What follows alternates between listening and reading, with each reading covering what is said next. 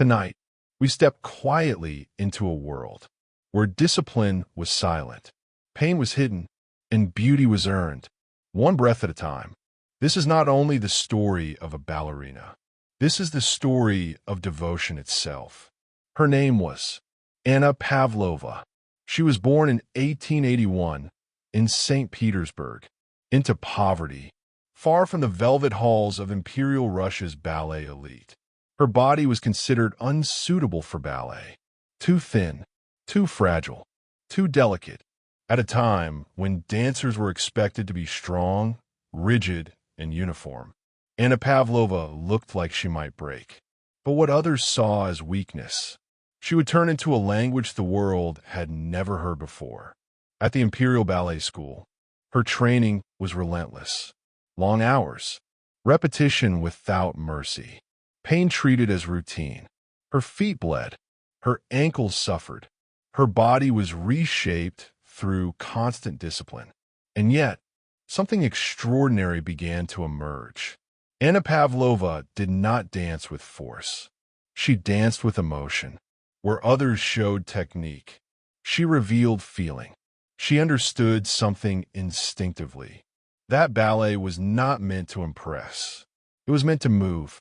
In 1905, she performed a short solo that would define her life and change the history of ballet forever. The Dying Swan. It was not about death alone. It was about fragility, about impermanence, about the quiet dignity of something beautiful, knowing it cannot last. Her movements were soft, trembling, restrained. No grand leaps, no spectacle, just breath, just surrender, just truth. Audiences fell silent, not because they were told to, but because they forgot how to speak. From that moment on, Anna Pavlova became the embodiment of classical ballet. But she did not stay confined to Russia. While ballet remained an elite art, performed for aristocracy, Anna Pavlova did something radical. She took ballet to the world.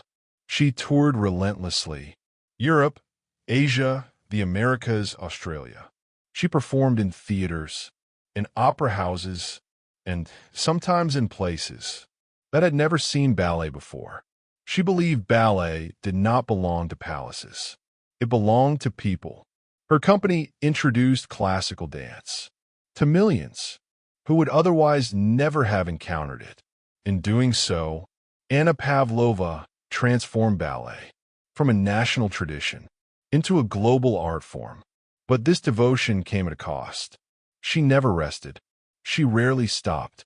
Her body endured constant strain. Doctors warned her. Friends pleaded with her. But Anna Pavlova believed something deeply, that her life was not separate from her art. She once said, "God gives talent. Work transforms talent into genius." She lived by that belief. In 1931, ill and exhausted, she was advised to stop dancing. Her response was simple. "If I cannot dance," she said, "then let me die." She passed away shortly after, at the age of 49. On the night of her death, the stage lights were dimmed, and a single spotlight was left on an empty stage, as if waiting for her. Anna Pavlova did not invent ballet, but she gave it a soul.